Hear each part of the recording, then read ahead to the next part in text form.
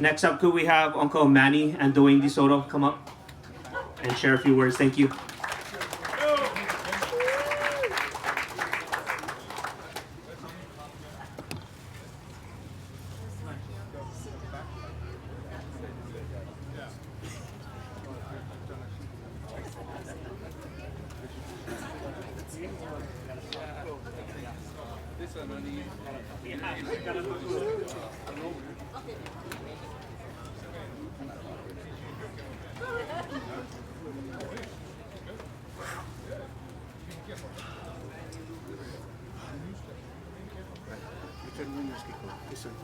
Yeah.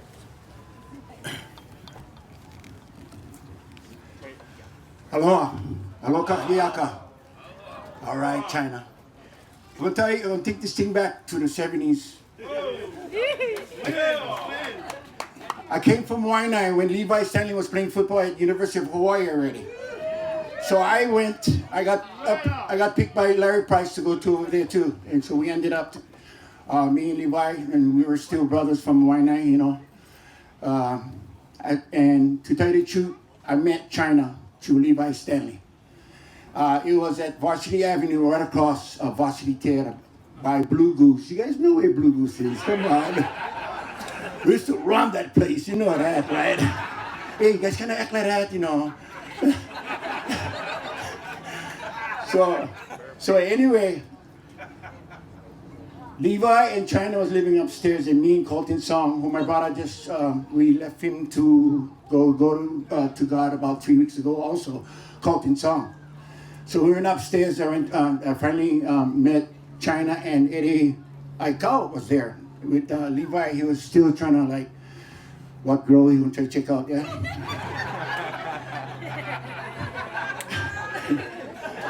You guys can relate to him, you know what I mean? That's my brother now. He's married, the wife is bigger than him, so calm down. But anyway, we met China. I met China. And then, yeah, I know Eddie and everything, and then China comes up to me and say, how's it, brother Manny? My name China from Japan. I was like, this guy serious or what? And you know, right there, I felt one kinship. Portuguese, wannabes. You know, well, it was like around 1976, 77, like that. China showed me where to go, where all the Japanese hang out. So I felt real, you know, like accepted to Queen Surf, the Publix, the Aloha Canal. I had the local knowledge. And he was from Kaimuki. I love China, Roy UEMURA. And when we didn't have the football season going on, he took me to a lot of the places to surf. Big Rights is one of them. And I go, wow, China over here is good. Yeah, man, but you see these guys, I don't like them around here. So what you like me do? I don't like say anything that might incriminate me right now.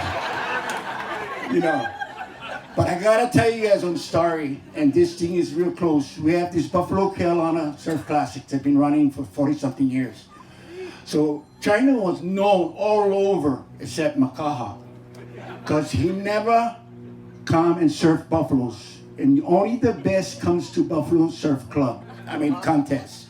Okay? So he started, I said, come on China, let's go. So the first year he goes, now you guys well know Buffalo is not off the lip, curl like that. You gotta do tricks. So in other words, you gotta think while you're surfing. That is hard for us Kanakas. Right there, it's like, you know, it's a really burden already. So, and guess what? China, he only hang around Kanakas, right?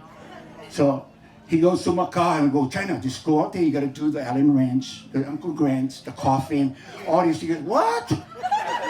No, that's only half. Let me tell you the rest. So he goes out, he surfs, he waiting, the horn blows. He don't catch one wave the first year. He said, man, what I don't know what to do. I said, just do what I told you to do. I was trying to think and I missed the wave.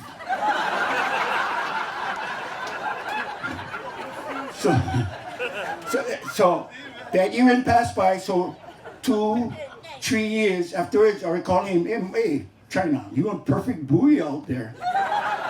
You're an unreal buoy, bro. He was getting madder and he was getting salty. Now you guys all know China can rip, but to think and rip is hard. So I'm telling him, come here. I put him on the side. This is what you gotta do. Slow down. This think. So little by little, by around the 5th year, he started making moves. And I go, wow, I'm impressed, bro. So around the 6th, 7th year, 7 years, bro. China, 7 years. He won the Buffaloes. He kicked butt. So I told him, from now on, you can come past Nanakuli, the Mahu's gonna let you in. And they never bothered him ever since. But he cried that day like a baby. But I feel him right now. Bobo! Bobos! I want to turn this thing over to my 2 sons.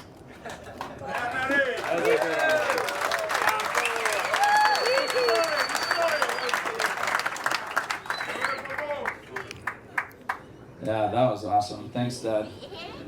Hello, Mike Kako.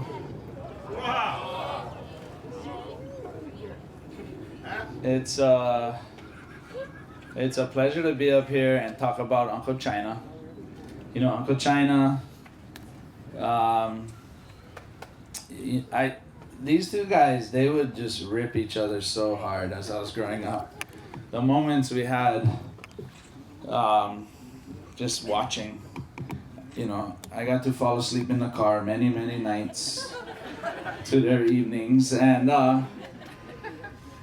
it's you know, between my Uncle Bruce and my dad bringing me into Waikiki, hanging out with Uncle China, Uncle Gil, you know, seeing the Beach Boys scene back in the early 80s, it was something special, because to see it change over time, you realize, you know, it'll never be the same, and the people will never be the same.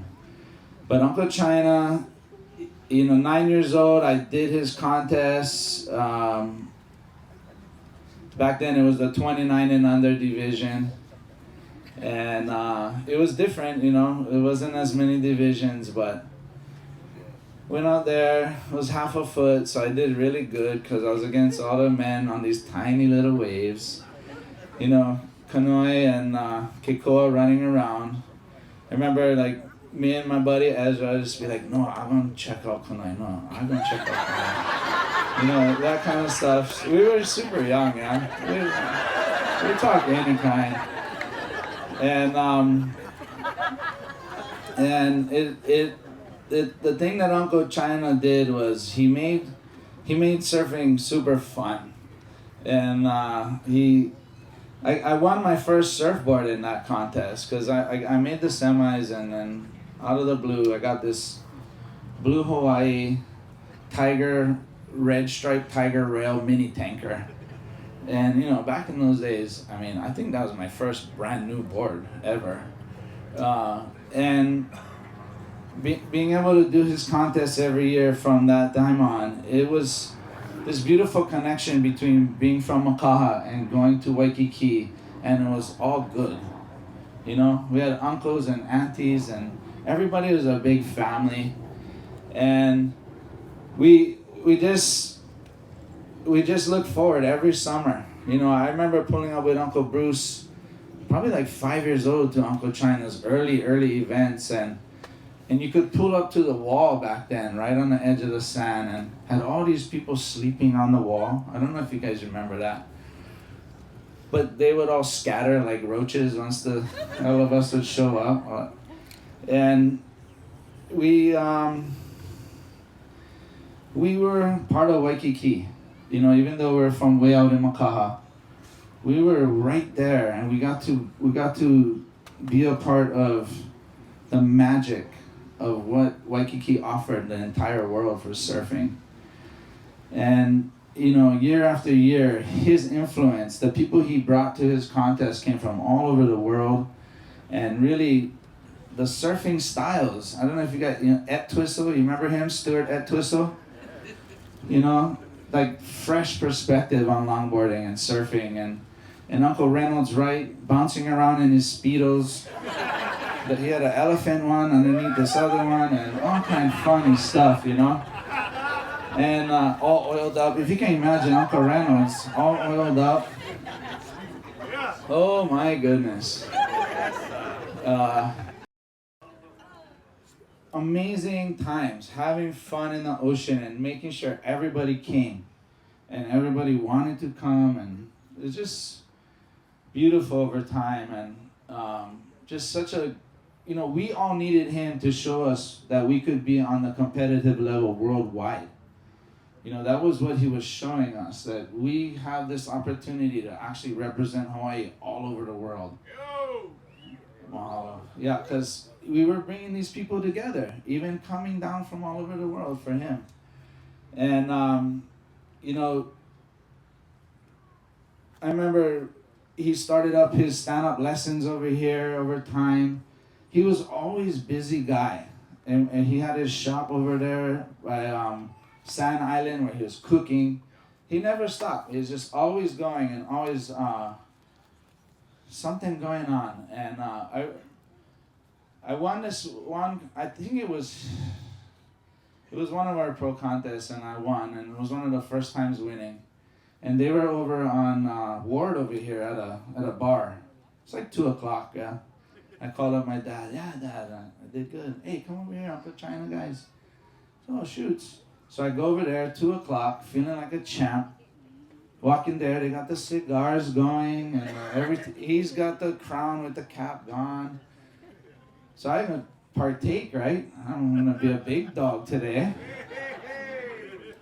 An hour later, I'm in the parking lot vomiting. Thought I was a big dog for about 45 minutes with these guys, and it's just classic. Watching these men be men, and I'll close out with this epic story. Me and my buddy Ez is walking around Waikiki looking for these guys, and they were in a little bar restaurant underneath the outrigger. And we walk in there, and Uncle China's talking smack, Dad's talking smack, bang, bang, bang, bang. And Dad goes, China, if any of my kids came out looking like you, I would kill them. And me and Ez looked at each other like, whoa. And they're laughing, right? So hey, we laughed too, but that was something as a younger, watching the level. So I took notes, play with my friends like that, but it's definitely beautiful and hammer and kind and open and giving, and always just right here. Everybody gave to everybody and made sure that we always knew that we were going to come together once a year at his beautiful contest, see the family and see each other and celebrate him surfing each other. So mahalo nui Uncle China, for representing this place, representing these people, and forever and ever and ever be in our hearts and a reminder. He was aloha. So mahalo nui.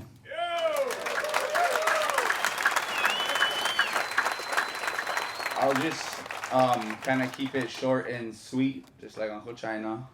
The short jokes got passed around, but I just want to get us going and feel Uncle China with a little hip hip, hooray! Hip hip, hooray! Hip hip, hooray! And if you know the song, sing along. Hooray for China, hooray at last, hooray for China, he's a horse's ass, he's a horse's okole.